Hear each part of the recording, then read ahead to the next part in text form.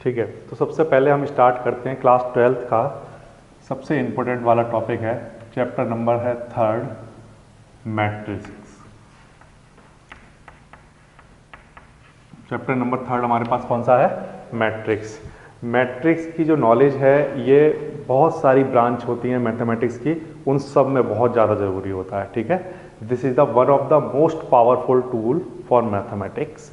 Okay, matrix में हम कहाँ कहाँ यूज करते हैं मैट्रिक्स को, पहले अपनी डेली लाइफ में किसका कुछ यूज भी है या नहीं, क्योंकि आज हम स्टार्ट कर रहे हैं तो सबसे पहले तो हमें ये पता होना चाहिए कि इसका कहीं ना कोई यूज है या हम बस ऐसे ही पढ़े जा रहे हैं इसको, है ना। तो आप ये समझ लो कि मैट्रिक्स कोई भी फील्ड, कोई भी सब्जेक्ट ऐसा नहीं है जहाँ पर मैथमेटिक्स में मैट्रिक्स का यूज ना हो। सिर्फ मैथमेटिक्स में ही नहीं, जेनेटिक्स, इकोनॉमिक्स, है ना, साइकोलॉजी, एवरीथिंग, कोई भी सब्जेक्ट का आप नाम ले लो वहाँ पर मैट्रिक्स ही यूज होता है।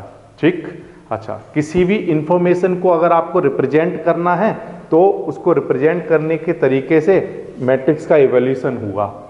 या आपने कोई लीनियर इक्वेशन देखी थी क्लास 10th में, लीनियर इक्वेशन आपने देखी थी कुछ इस तरह की। फॉर एग्जाम्पल कहीं पर ऐसा लिखा हुआ 2x + 3y = सपोज करिए 11।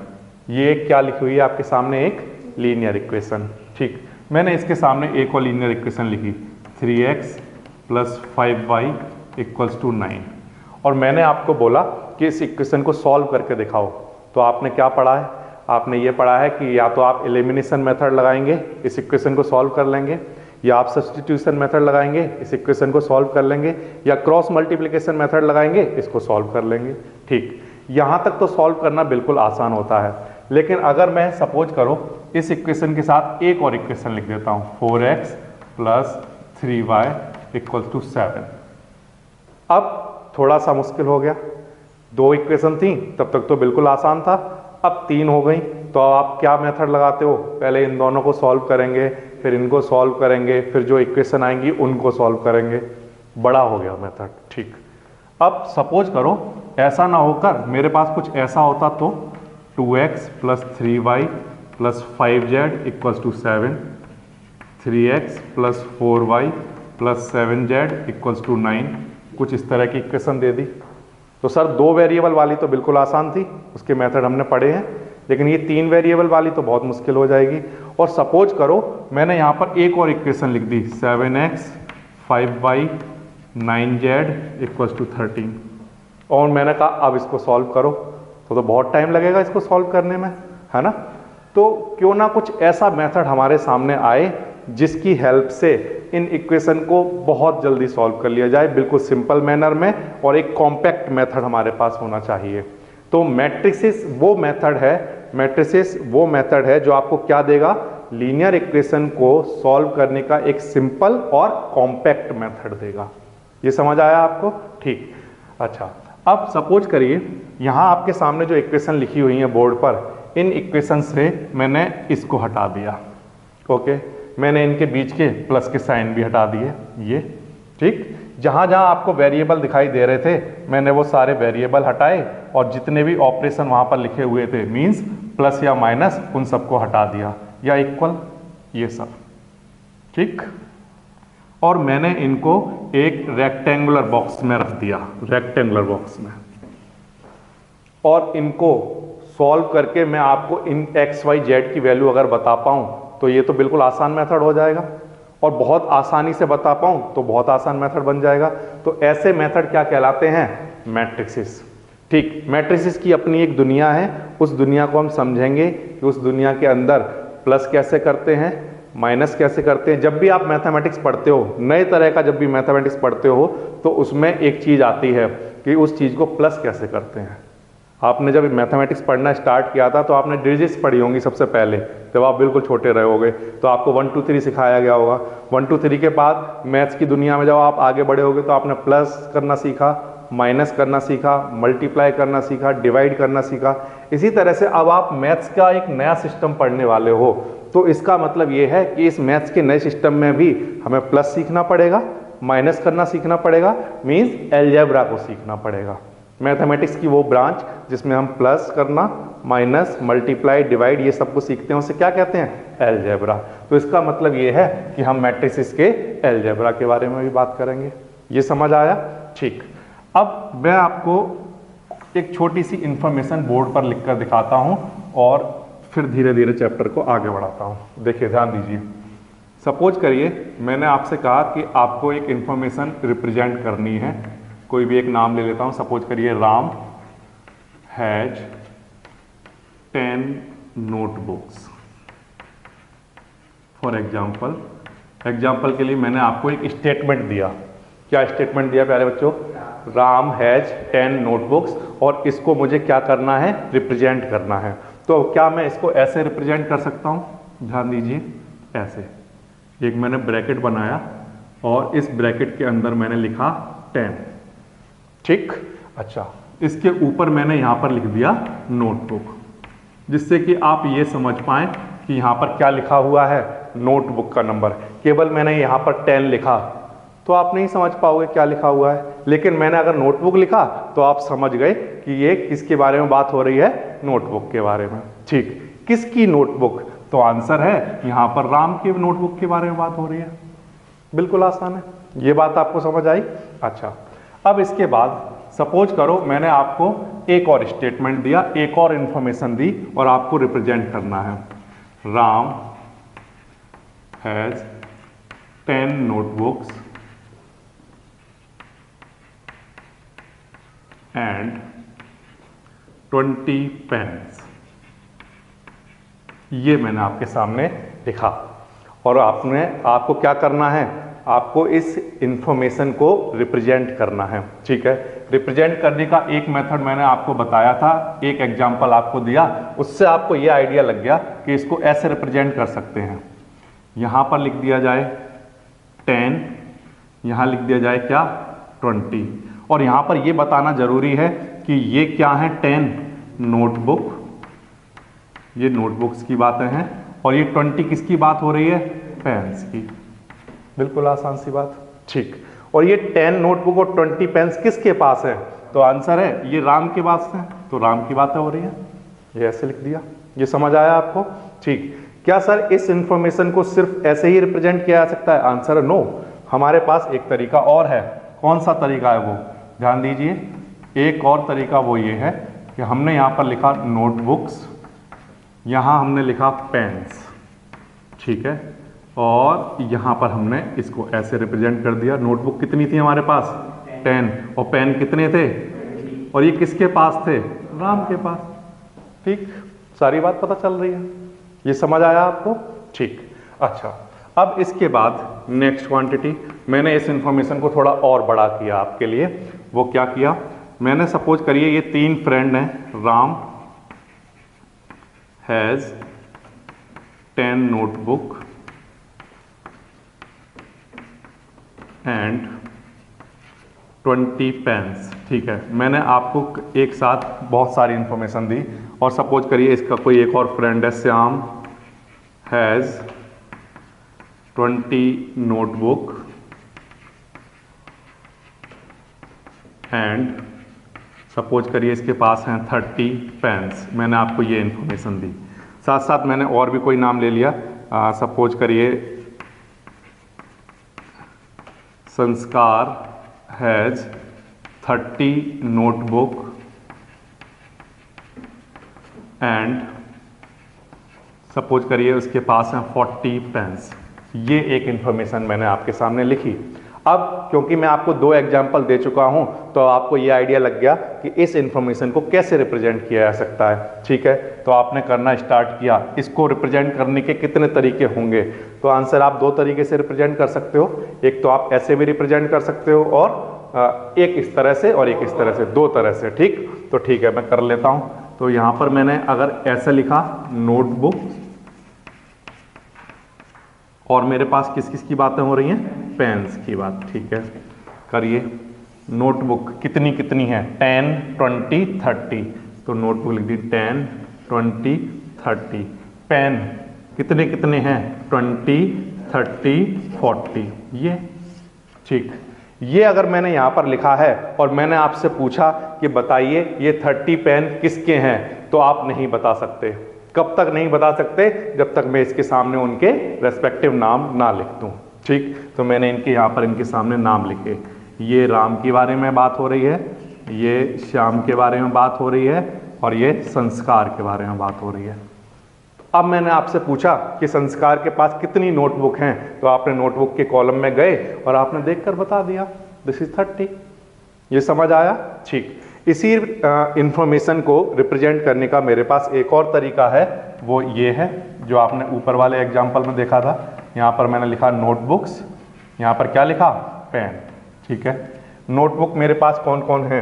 10, 20, 30। तो मैंने यहाँ पर लिख लिया 10, 20, 30। ठीक, सिमिलरली पेन मेरे पास कितनी है? 20, 30 एंड 40। तो पेन के आगे मैंने लिख दिया 20, 30 एंड 40। ठीक, और ये जो नोटबुक 10 नोटबुक और 20 पेन, ये किसके पास थे? राम के पास। ठीक है, तो यहाँ पर मैंने लिख दिया राम।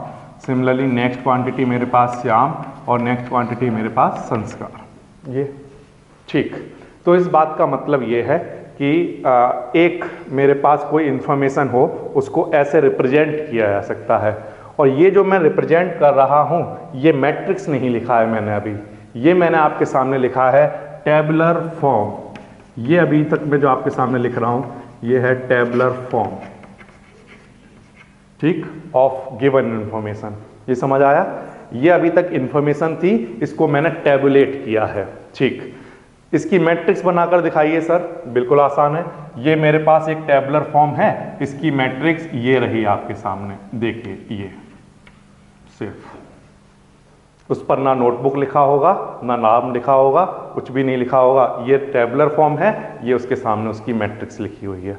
ठीक, अच्छा, इसकी मैट्रिक्स बनाकर दिखाइए सर। तो आप समझ गए होंगे मैं क्या करने वाला हूं। जो मैं इंफॉर्मेशन जिसके बारे में लिख रहा था, अब मैंने वो लिखना बंद कर दिया, तो ये मैंने आपके सामने क्या लिख दिया?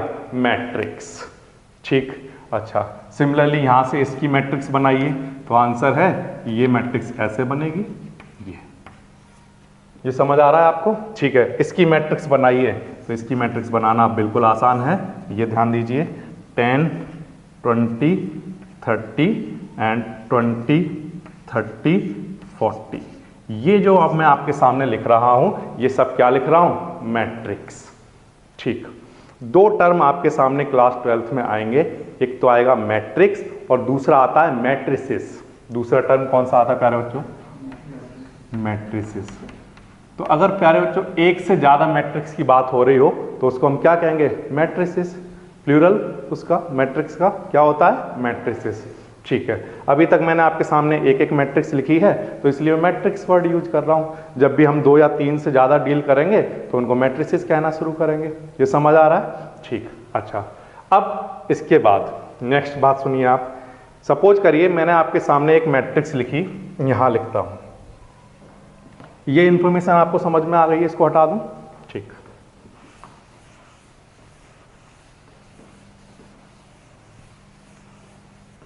अच्छा, आपको अब ये तो समझ में आ गया कि मैट्रिक्स दिखता कैसा है। तो मैंने सबसे पहले यहां पर लिख लिया सिंबल। सबसे पहली चीज क्या लिख ली पहले बच्चों? सिंबल लिख लिया। सिंबल, मैट्रिक्स दिखता कैसा है? तो आंसर है वो इस तरह का दिखता है, ऐसा।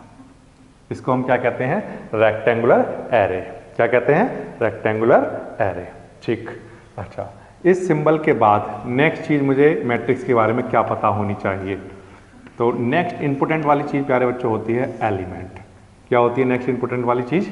एलिमेंट। इस मैट्रिक्स के अंदर मैं जो कुछ भी लिखता हूं, वो क्या कहलाता है? एलिमेंट कहलाता है। ये समझ आया?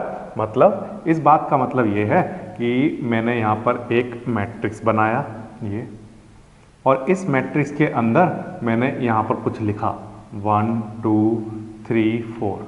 तो ये जो 1 2 3 4 मैंने लिखे हैं, ये क्या है? इस मैट्रिक्स के एलिमेंट।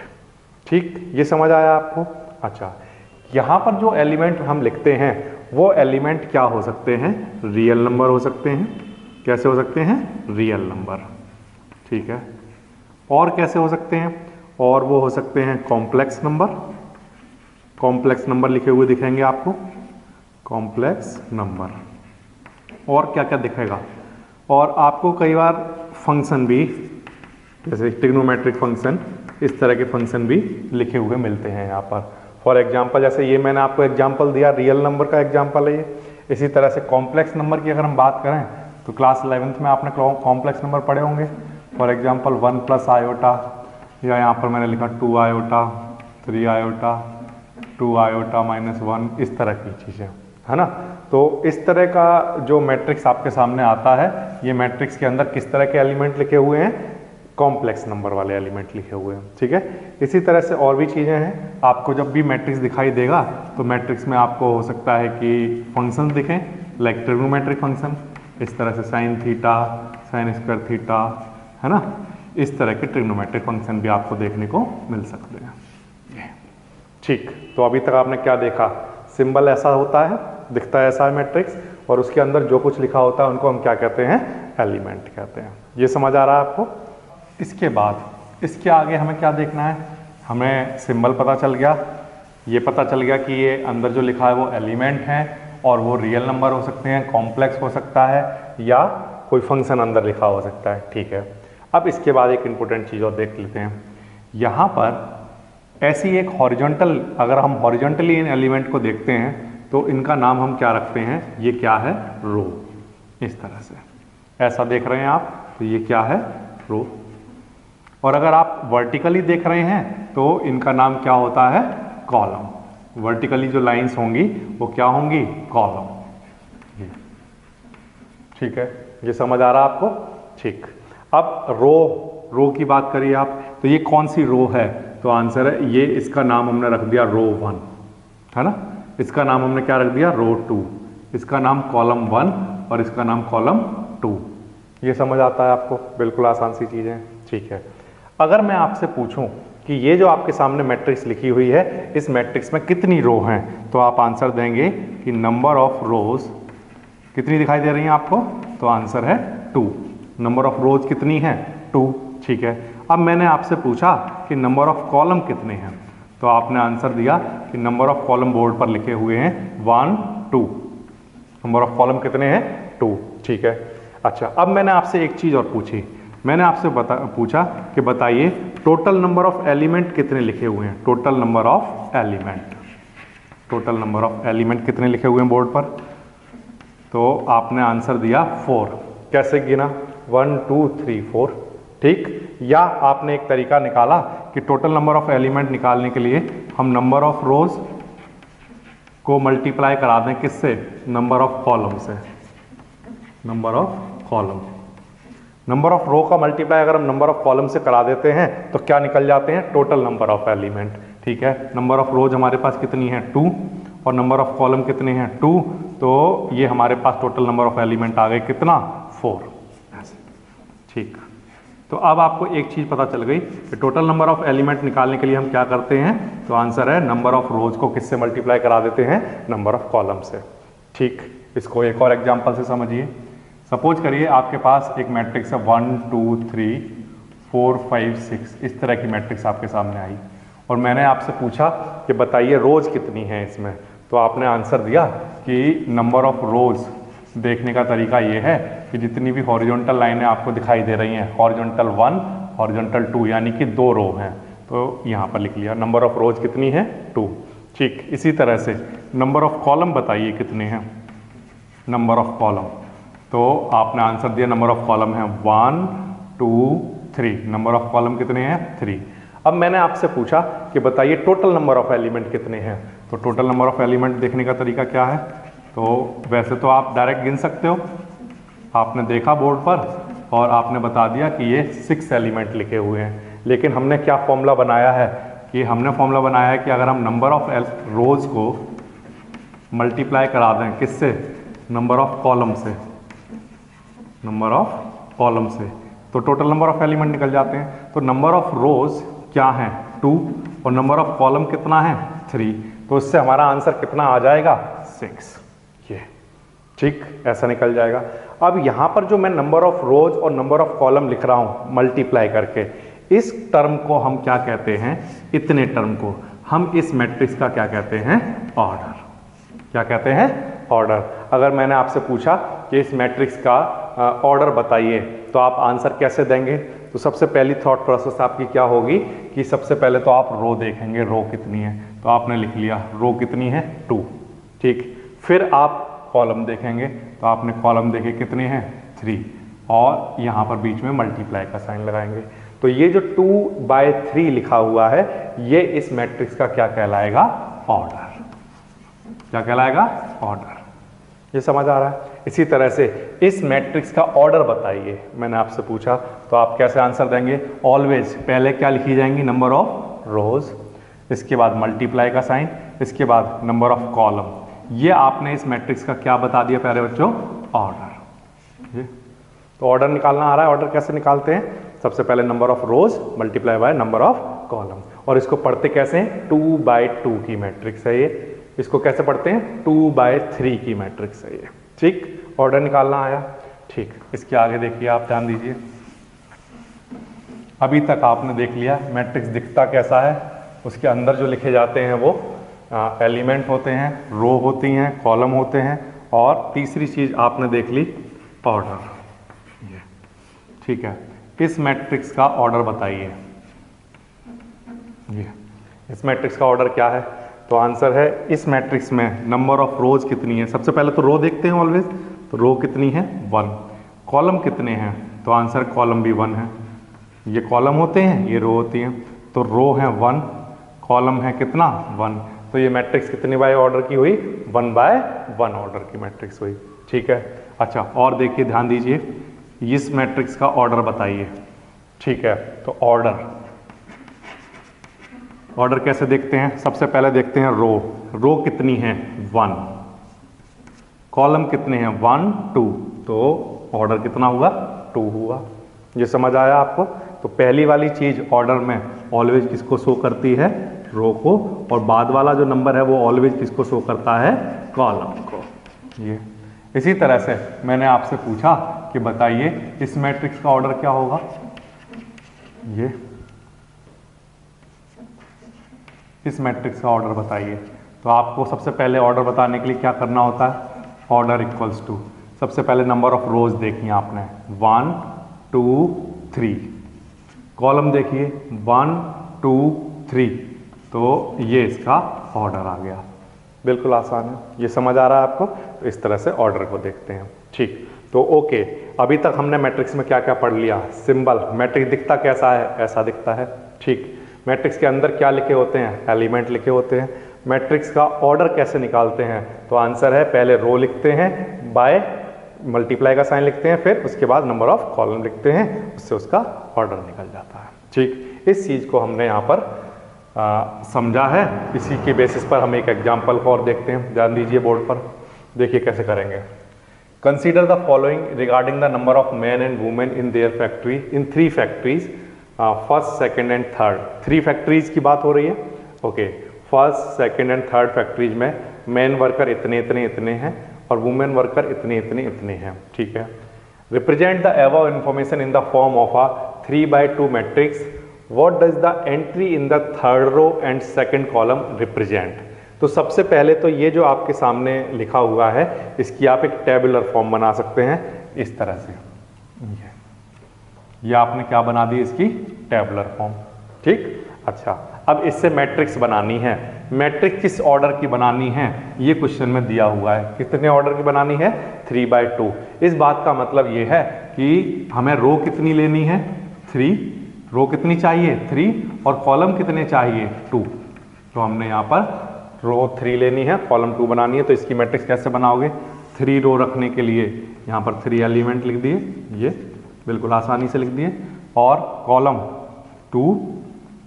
2 बनाने हैं तो इनको देख लीजिए 25 31 26।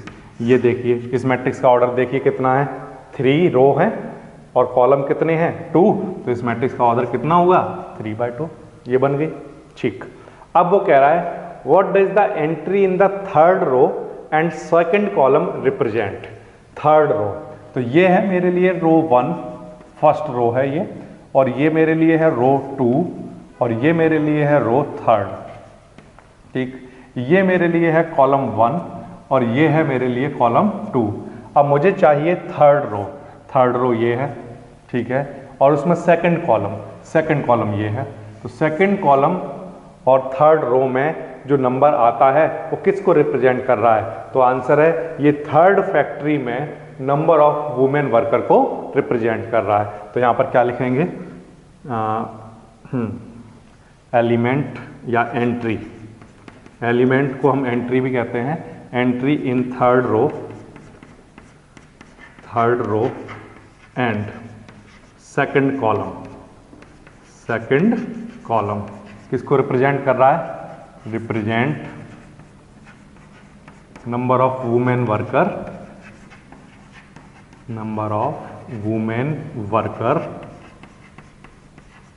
इन थर्ड फैक्ट्री।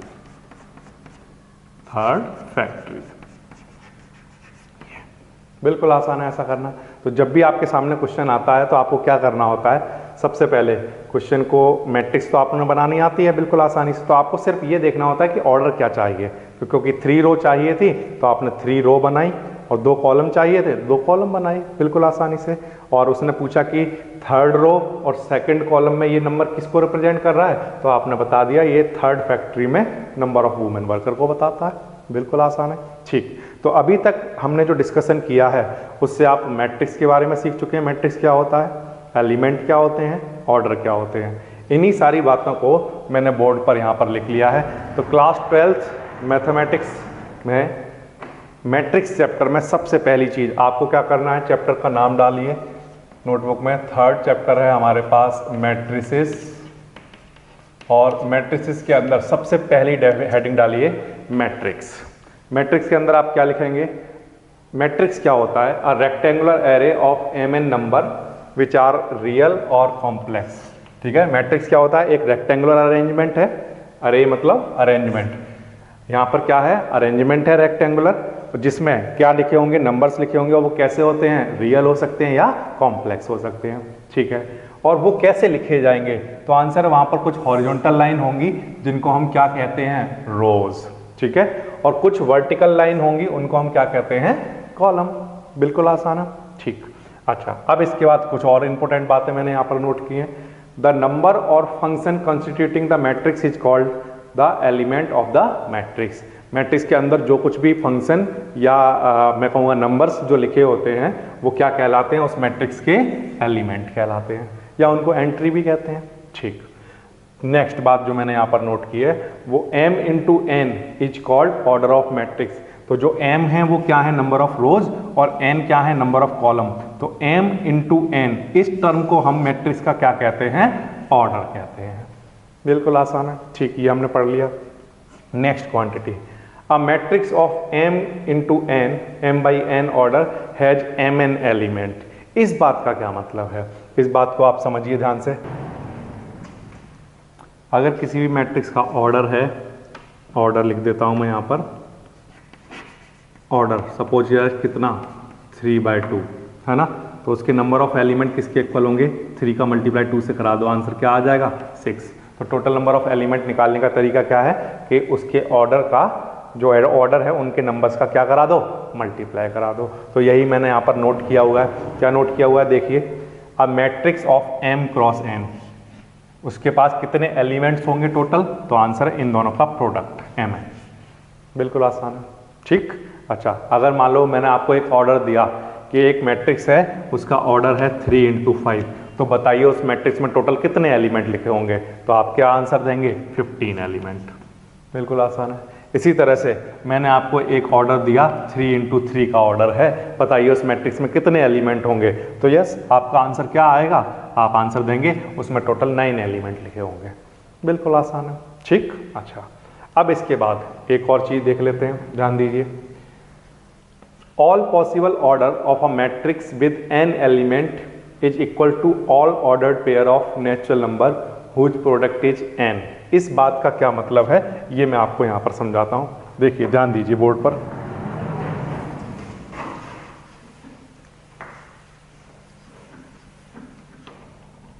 सपोज करिए मैंने आपको नंबर ऑफ एलिमेंट बता दिए। इस बार क्या बता दिए? Number of element. कोई एक मैट्रिक्स है प्यारे बच्चों जिसमें नंबर ऑफ एलिमेंट है सपोज करिए 4। ठीक, क्या बता दिया मैंने आपको कि कोई एक मैट्रिक्स है जिसमें नंबर ऑफ एलिमेंट कितने हैं 4, और मैंने आपसे पूछा कि बताइए उन 4 एलिमेंट से कितने ऑर्डर बनाए जा सकते हैं, कितने पॉसिबल ऑर्डर की मैट्रिक्स बनाई जा सकती हैं। तो आप कैसे बनाओगे, तो 4 एलिमेंट लिखने हैं, सपोज करो ऐसे ये वाले 1 2 3 4, ये 4 नंबर मैंने आपको दे दिए। ठीक है, इन चारों से ही आपको मिलकर मैट्रिक्स बनानी है। ठीक है, तो ये 4 एलिमेंट्स आप कैसे कैसे लिख सकते हो, 1 2 3 4 ऐसे लिख सकते हो। ठीक, इसका ऑर्डर बताइए कितना है, तो आंसर है 1 रो है इसमें और कॉलम 1 2 3 4 कॉलम है, तो ये आया एक ऑर्डर इसका। ठीक है, और कैसे लिख सकते हैं हम इसको, सोचिए 1 2 3 4 ऐसे लिख सकते हैं, है ना। तो अगर हम इसको ऐसे लिख सकते हैं तो इसका एक नया ऑर्डर मिला हमें, वो कैसे मिला, देखिए रो कितनी है अब 1 2 3 4, ये मिला 4, और कॉलम कितना है 1। तो अगर मैं इन 4 एलिमेंट को ऐसे लिखता हूं तो ऑर्डर आता है 4 × 1, और अगर मैं ऐसे लिखता हूं तो 1/4 आता है। क्या कुछ और तरीका है जिससे लिखा जा सकता है, तो आंसर है यस, लिखा जा सकता है। कैसे, 1 2 3 4। अब देखिए आपको नया ऑर्डर मिला, 1 रो 2 रो, कितनी रो है 2, कॉलम कितने हैं 2, तो अब नया ऑर्डर आया। ठीक, एलिमेंट को चेंज करने पर ऑर्डर चेंज नहीं होगा। मैं बात कर रहा हूं कि अगर नंबर ऑफ एलिमेंट 4 लिए जाएं और ऐसे अरेंज करो उनको कि हर बार एक नया ऑर्डर आए, सोचिए क्या और कोई ऑर्डर बन सकता है, तो आंसर है अब कोई और ऑर्डर नहीं बन सकता, केवल यही वो ऑर्डर हैं जो आपके सामने बोर्ड पर लिखे हुए हैं। तो क्या क्या मिले देखो हमें, एक तो ऑर्डर मिला 1 × 4, एक मिला 4/1, एक मिला 2/2, ये 3 ऑर्डर हमें मिले। ठीक, ये बात आई आपको समझ में।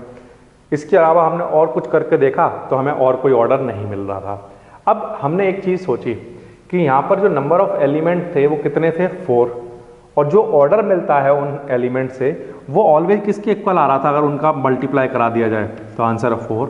यहाँ पर देखिए 4, यहाँ पर देखिए 4। इस बात का मतलब तो ये हुआ कि यहाँ पर जो ये जो नंबर हैं 1 और 4, यहाँ पर जो नंबर है 4 1, यहाँ पर जो नंबर है 2 2, इन नंबर, ये नंबर को अगर मैं ऐसे लिख लूँ, किस में लिख लूँ, इनको हम क्या कहते हैं, क्लास 11th में आपने पढ़ा था, इनको कहते हैं ऑर्डर्ड पेयर। क्या कहते हैं प्यारे बच्चों, ऑर्डर्ड पेयर। ऑर्डर्ड पेयर, तो ऑर्डर्ड पेयर की फॉर्म में अगर मैं लिख लूँ तो ऑल पॉसिबल ऑर्डर्ड पेयर जितने भी होते हैं वो सब क्या होते हैं, उनके ऑर्डर बन जाते हैं। ठीक, अच्छा, तो हमने क्या नोट कर ली यहाँ पर एक बात हमें क्या समझ में आई, वो देखो, all possible order of a matrix with n element.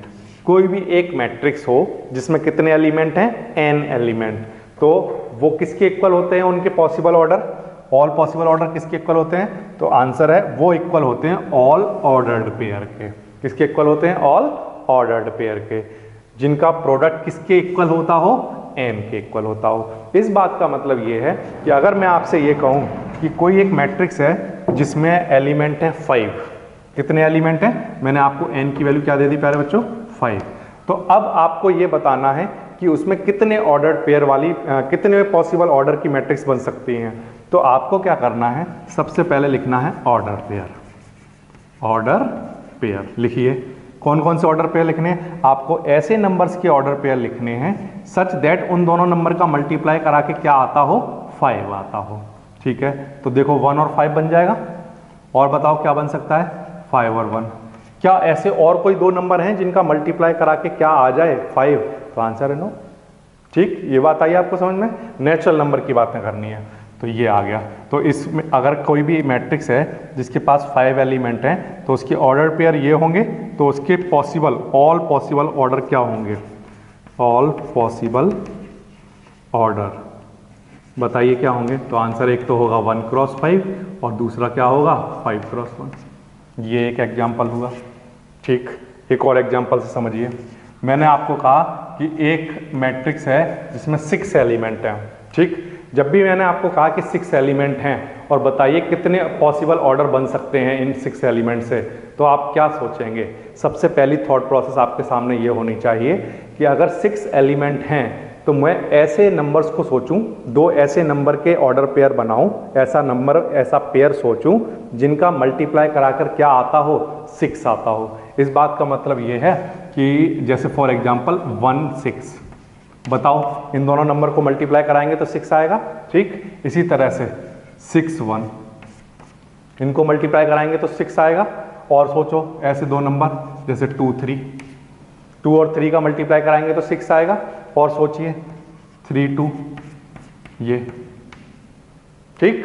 और कोई नंबर ऐसा बन रहा है जिससे कि 6 आता हो, तो आंसर नहीं बन रहा। ये 4 ऐसे हैं जिनसे क्या बन सकता है, 6 आता है, जिनको मल्टीप्लाई कराकर। तो ये आपने जो बोर्ड पर लिख दिए वो आपने लिख दिए ऑर्डर्ड पेयर, ठीक। और इनसे अब ऑल पॉसिबल ऑर्डर बना सकते हैं आप। तो ऑल पॉसिबल ऑर्डर किसके इक्वल होंगे, इसी के इक्वल होंगे। देखिए 1 क्रॉस 6 और क्या होगा 6 क्रॉस 1 का बनेगा 2 क्रॉस 3 एंड 3/2। ये वो पॉसिबल ऑर्डर हैं जिनकी जितनी मैट्रिक्स वहाँ पर बन सकती हैं, ठीक। तो ये आपको समझ में आ रहा है कि जब नंबर ऑफ एलिमेंट गिवन होते हैं तो क्या करते हैं, तो नंबर ऑफ एलिमेंट गिवन होने पर पहले उनके ऑर्डर पेयर बना लेते हैं सच दैट कि उन दोनों नंबर का मल्टीप्लाई कराकर इसके इक्वल आ रहा हो, ठीक है। तो वो जो ऑर्डर पेयर हैं उन्हीं से हमें क्या मिल जाता है, all the possible order for matrix. बिल्कुल आसान है, ये समझ आया। NCERT Example 2. If a matrix has 8 elements, what are the all possible orders it can have? ठीक, देखिए सबसे पहला रूल जो हमने क्या पढ़ा है कि अगर हमें नंबर ऑफ एलिमेंट पता हो तो पॉसिबल ऑर्डर्स निकालने के लिए हमें क्या लिखना चाहिए, ऑर्डर पेयर। ऐसे ऑर्डर पेयर जिनमें दोनों एलिमेंट को अगर हम मल्टीप्लाई कराएं तो उनका प्रोडक्ट किसके इक्वल आना चाहिए, 8 के इक्वल, ठीक, जो टोटल नंबर ऑफ एलिमेंट हों, ठीक। सो ऑर्डर पेयर लिख लेते हैं हम। ऐसे ऑर्डर पेयर लिखने हैं हमें जिनमें दोनों नंबर का मल्टीप्लाई करा के क्या आता हो, 8 आता हो, ठीक। तो पहला ऑर्डर पेयर क्या होगा, 1 8, और बताइए 8 1, और बताइए 2 4, और बताइए 4 2। और कुछ बन सकता है क्या, नहीं, ठीक। अगर ऑल पॉसिबल ऑर्डर पेयर अगर ये हैं, so what are the possible orders, answer is 1 into 1/8, और क्या होगा 8/1 and 2/4 and 4/2। These are the possible orders. बिल्कुल आसान है इसको करना, ठीक। अच्छा, अब इसके बाद नेक्स्ट देखिए, आपके सामने एक एग्जांपल है, construct a 3/2 matrix whose elements are this. अच्छा, जब मैंने आपको ये बता दिया कि कोई भी मैट्रिक्स गिवन हो तो आपको, तो उसको रिप्रेजेंट कैसे करते हैं। कोई भी मैट्रिक्स है AIJ ऐसे, है ना, और इसमें ये I जो होता है वो किसको दिखाता है बताइए, रोज को, नंबर ऑफ रो को, और ये नंबर ऑफ कॉलम को दिखाता है, ठीक है। ये बात आपको समझ में आती है।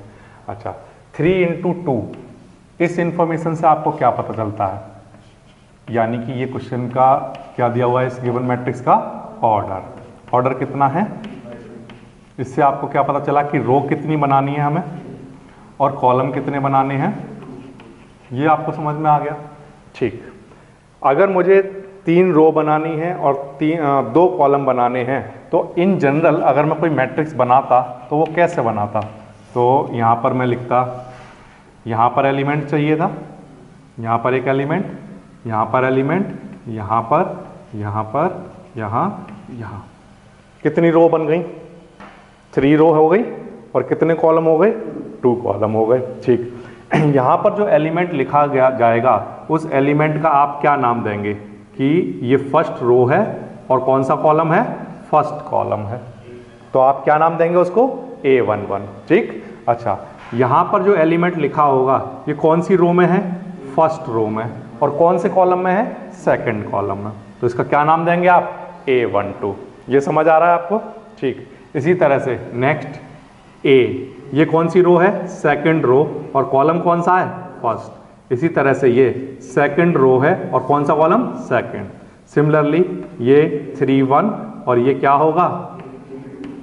इस बात का मतलब ये है कि अगर मुझे 3/2 की मैट्रिक्स बनानी हो तो इन एलिमेंट की मुझे रिक्वायरमेंट होगी।